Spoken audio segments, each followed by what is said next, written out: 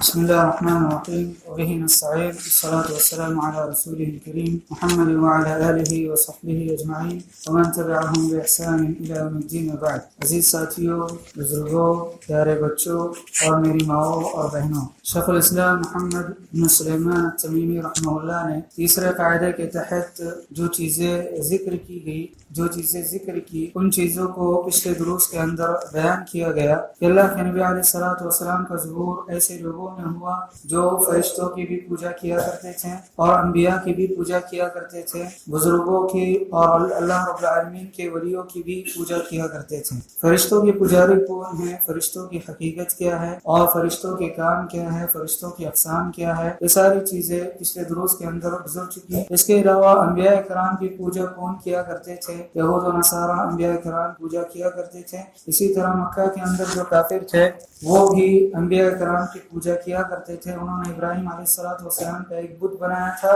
اسی طرح اسماعیل علیہ السلام کا ایک بت بنایا تھا اور کعبے کے اندر انہوں نے ان بتوں کو رکھا تھا اور وہ لوگ ان بتوں کی پوجا کیا کرتے تھے۔ اس کے بعد صالحین کی پوجا کون کیا کرتے تھے، نیک لوگوں کی پوجا کون کیا کرتے تھے، اور شرک کی حقیقت کیا ہے، شرک کی اصلیت کیا ہے، اور قوم نوح علیہ السلام کے اندر جو شرک واقع ہوا اس شرک کی حقیقت کیا ہے اور کس طرح شرک واقع ہوا، پچھلے دروس کے اندر اس کو ذکر کیا گیا، اس کو بیان کیا گیا۔ اس کے علاوہ ابراہیم علیہ السلام کی قوم کا جو اصل شرک تھا وہ کیا تھا اور کیوں وہ لوگ اس شرک میں مبتلا ہو گئے، اور ابراہیم علیہ السلام نے کس طرح ان کو توحید کی دعوت دی، پچھلے دروس میں ساری چیزیں گزر چکی۔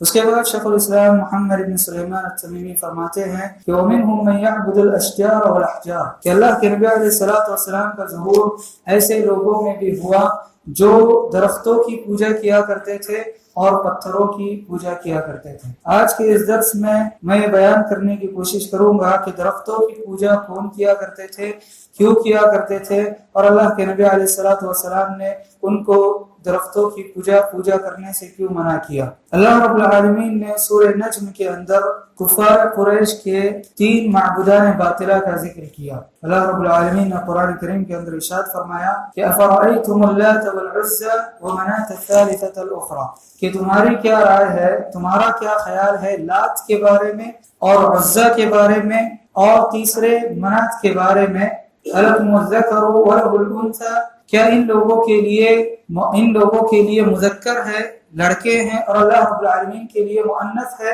تلک اذا قسمۃ ضیزى، تب تو یہ ایک بھونڈی قسم ہے یا بھونڈی تقسیم۔ اللہ رب العالمین نے ذکر کیا اور مفسرین نے اس آیت کے تحت، ان آیتوں کے تحت ذکر کیا ہے کہ لات، عزا اور منات کو کفار مکہ اللہ رب العالمین کی بیٹیاں تصور کیا کرتے تھے۔ وہ لوگ کہتے تھے کہ لات، عزا اور منات یہ اللہ رب العالمین کی بیٹیاں ہیں، نعوذ باللہ من ذلک۔ اپنے لیے بیٹیوں کو پسند نہیں کیا کرتے تھے، بلکہ کفار کا اس زمانے میں معمول یہ تھا کہ بیٹی کے پیدا ہونے پر اس کو وہ زندہ درگور کیا کرتے تھے، لیکن اللہ رب العالمین کے لیے ان لوگوں نے بیٹیوں کو پسند کیا۔ فرشتوں کے تعلق سے ان کا یہ عقیدہ تھا کہ فرشتے نعوذ باللہ اللہ رب العالمین کی بیٹیاں ہیں۔ اسی طرح لات، عزا اور منات، ان کے تعلق سے بھی وہ لوگ یہ عقیدہ رکھتے تھے کہ اللہ رب العالمین کی بیٹیاں ہیں، نعوذ باللہ من ذلک۔ لات کون تھا، عزا کون تھا اور منات کون تھا، لات کی حقیقت کیا ہے، عزا اور منات کی حقیقت کیا ہے، اس کو مفسرین نے ذکر کیا ہے۔ امام مجاہد ابن جبر رحمہ اللہ تعالی لات کے تعلق سے کہتے ہیں کہ کان رجلا یلت السویق للحاج، کہ لات یہ ایک آدمی تھا، ایک نیک انسان تھا جو حاجیوں کو ستو بول کر پلایا کرتا تھا۔ فلما مات عكفوا على قبره فعبدوه، جب اس کی موت ہو گئی تو اس کی موت کے بعد لوگوں نے اس کی قبروں کا اعتکاف کرنا شروع کیا، یعنی اس کی قبروں پر جا کر بیٹھ گئے، اس کی قبر پر جا کر بیٹھ گئے، پھر لوگوں نے اس کی عبادت کرنا شروع کر دی۔ لات یہ طائف کا رہنے والا تھا اور ایک نیک انسان تھا اور یہ مکہ آیا کرتا تھا۔ زمانے جاہلیت میں جب لوگ حج کیا کرتے تھے، اس لیے کہ ابراہیم علیہ السلام کے دین میں حج موجود تھا اور ابراہیم علیہ السلام کا ہی دین مکہ کے اندر تھا، لیکن اس کی بگڑی ہوئی شکل تھی، لیکن حج موجود تھا، طواف موجود تھا، صفا مروہ کے درمیان سعی وغیرہ یہ ساری چیزیں موجود تھی۔ تو جب لوگ حج کیا کرتے تھے تو یہ مکہ کے قریب آتا اور وہاں پر لوگوں کو ستو वस्तु घोल कर पिलाया करता था। जब इसका इंतकाल हुआ तो वहां पर लोगों ने उसकी कब्र पर एहतिकाफ करना शुरू कर दिया। फिर लोगों ने एक पत्थर बनाया, एक पत्थर नस्ब किया, सफेद पत्थर, और उस पर नक्शो निगारी की और फिर उसके ऊपर एक मजार तामीर किया। जब मजार तामीर हुआ तो उसके कुछ मुजावर भी हुए और मुजावर उसके इर्द गिर्द रहा करते थे। और उसके ताल्लुक से मुफस्सिरीन जिक्र करते हैं कि ये ताइफ के अंदर मजार मौजूद था और उसके सामने बिल्कुल सहन था। लोग यहाँ पर आया करते थे हज के लिए। जब लोग तशरीफ लाते मक्का तो ताइफ भी तशरीफ ले जाते और यहाँ पर वो लात की इबादत किया करते थे। इबादत किस तरह किया करते थे? ये लोग लात का तवाफ किया करते थे और इसके अलावा नजर मानते थे कि हम अल्लाह रब्बुल आलमीन की खातिर या इन बुजुर्गों की खातिर जानवरों को ज़बह करेंगे। जानवरों को ज़बह करते और जानवरों को ज़बह करके ये इन बुतों की तरफ लाते और वहां पर अब जानवरों का खून उन बुतों के ऊपर बहा देते। तो ये उनकी इबादत का तरीका था जिसको मुफस्सिरीन ने और अहल तारीख ने जिक्र किया है। ये लात की हकीकत है जिसको इमाम मुजाहिद इब्न जब्र रज़ी अल्लाह तआला अन्हु ने, जो कि अब्दुल्लाह इब्न अब्बास रज़ियल्लाहु अन्हुमा के शागिर्द रशीद है, उन्होंने जिक्र किया है। लात कहते हैं कि अल्लाह रब्बुल आलमीन के नाम से या इलाह से माखूज है। और इसके अलावा उज़्ज़ा के बारे में ये लोग कहते हैं कि यह अजीज से माखूज है और अजीज अल्लाह रब्बुल आलमीन के नामों में से एक नाम है। ये इनके बातिल अकीदे हैं जिनको मुफस्सिरीन ने इन आयतों की तफसीर के अंदर जिक्र किया है। उज़्ज़ा के ताल्लुक से उलमा किराम ने लिखा है कि उज़्ज़ा दरअसल एक दरख्त था और उस दरख्त के इर्द गिर्द ये लोग आया करते थे और उसकी पूजा किया करते थे, तवाफ किया करते थे और उसी से मांगा करते थे, उसकी ताज़ीम किया करते थे। दरख्तों की इबादत का कॉन्सेप्ट आज भी हिंदू मजहब के अंदर मौजूद है। बिल्कुल यही सूरत ज़माने जाहिलियत के अंदर थी, दरख्तों की लोग पूजा किया करते थे। जंग उहद के मौके पर जब अल्लाह के नबी अलैहिस्सलाम ने जबल रुमात पर 50 सहाबा कराम को नस्ब किया और ये हुक्म दिया कि यहाँ से हिलना नहीं, इन रअयतुमूना ज़हरू अलैना फला तबरहू।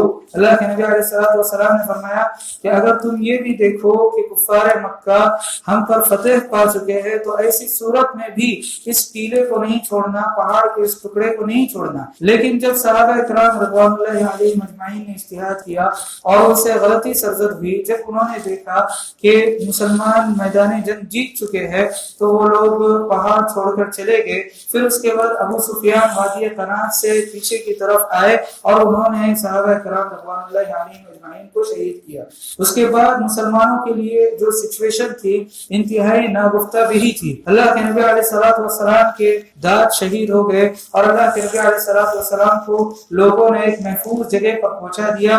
उहद के अंदर एक तंग जगह है, पहाड़ ही में एक तंग जगह है और उसको इस वक्त क्या कहते हैं मुझे नहीं याद आ रहा है। वहां पर लोगों ने मजार की तरह एक मस्जिद तामीर की थी और लोग वहां पर नमाज पढ़ा करते थे और सऊदी गवर्नमेंट ने उसको सील कर दिया है। तो वहां पर अल्लाह के नबी अलैहिस्सलाम का क़ियाम था। अल्लाह के नबी अलैहिस्सलाम वहां पर रुके हुए थे और सहाबा किराम भी छुपे हुए थे, इसलिए कि अब मैदान जंग काफिरों के हाथ में था। तो अबू सुफियान ने नारा लगाया। अबू सुफियान ने सबसे पहले पूछा कि क्या तुम लोगों के अंदर मोहम्मद सल्लल्लाहु अलैहि वसल्लम है? तो किसी ने आवाज नहीं दी। अल्लाह के नबी अलैहिस्सलाम ने मना किया, कहा कि खामोश रहो। तो उसने कहा कि मोहम्मद सल्लल्लाहु अलैहि वसल्लम की वफात हो गई। फिर उसने कहा कि क्या तुम लोगों के अंदर इब्न अबी कुहाफा है, यानी अबू बकर रज़ियल्लाहु अन्हु है? तो अल्लाह के नबी अलैहिस्सलाम ने कहा कि खामोश रहो, जवाब मत दो। तो उसने कहा कि अब इब्न अबी कुहाफा की भी वफात हो गई, वो भी नहीं है, अगर होते तो जवाब देते। तो उमर रज़ियल्लाहु अन्हु के ताल्लुक से उसने पूछा क्या तुम लोगों के अंदर इब्न खत्ताब है,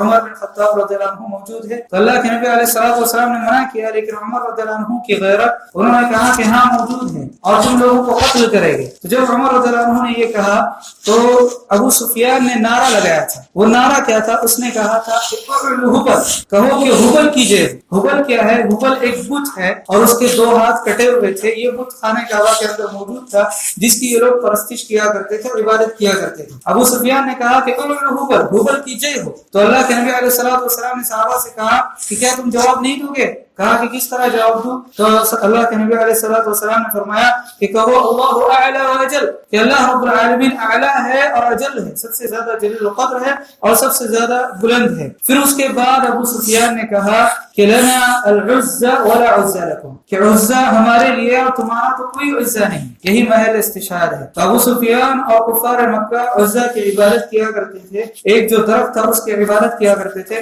اللہ کے نبی علیہ الصلوۃ والسلام نے صحابہ سے کہا کہ کیا تم جواب نہیں دو گے؟ تو صحابہ کرام رضوان اللہ علیہم اجمعین نے پوچھا کہ کیا جواب دو؟ تو اللہ کے نبی علیہ الصلوۃ والسلام نے کہا کہ تم کہو کہ اللہ مولانا ولا مولا لکم، کہ اللہ رب العالمین ہماری مدد کرنے والا ہے اور تمہاری مدد کرنے والا کوئی نہیں ہے۔ تو یہ جنگ احد کے موقع پر یہ واردات پیش آئی تھی، اور ابو سفیان وہاں پر جب وہاں سے گزر ہوا ابو سفیان کا، تو اس نے لوگوں کو پکارا اور پھر یہاں پر یہ محاربہ اور یہاں پر یہ گفتگو ابو سفیان کے درمیان اور مسلمانوں کے درمیان ہوئی۔ اس کے علاوہ اللہ رب العالمین نے تیسرا بت یا تیسرے بت کا نام جو ذکر کیا ہے سورہ نجم کے اندر، وہ منات ہے۔ منات کیا ہے؟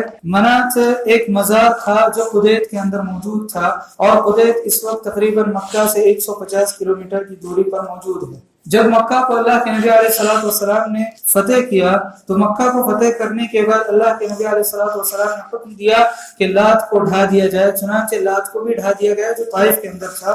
اس کے علاوہ عزہ کے تعلق سے بھی اللہ کے نبی علیہ الصلوۃ والسلام نے یہ حکم دیا کہ عزہ کو ڈھا دیا جائے۔ حضرت خالد بن الولید رضی اللہ عنہ کو اللہ کے نبی علیہ الصلوۃ والسلام نے بھیجا کہ عزہ کو ڈھا دو، تو حضرت خالد بن الولید رضی اللہ عنہ نے عزہ کو بھی ڈھا دیا۔ اس کے علاوہ منات کی طرف اللہ کے نبی علیہ الصلوۃ والسلام نے حضرت علی رضی اللہ عنہ کو، اور ایک روایت کے مطابق ابو سفیان رضی اللہ عنہ کو بھیجا کہ منات کو ڈھا دیا جائے، چنانچہ انہوں نے اس کو بھی ڈھایا۔ اور اللہ کے نبی علیہ الصلوۃ والسلام نے خود اپنے ہاتھوں سے کعبہ کے اندر جو 360 بت تھے، اللہ کے نبی علیہ الصلوۃ والسلام نے خود اپنے ہاتھوں سے ان کو ڈھایا۔ خلاصہ کلام یہ ہے، محل شاہد یہ ہے کہ پتھروں کی پوجا اس زمانے کے اندر موجود تھی، درختوں کی پوجا بھی اس زمانے کے اندر موجود تھی۔ عزہ ایک درخت تھا، اس کے علاوہ لات ایک نیک آدمی تھا، وہاں پر اس کی قبروں پر یہ لوگ اعتکاف کیا کرتے تھے۔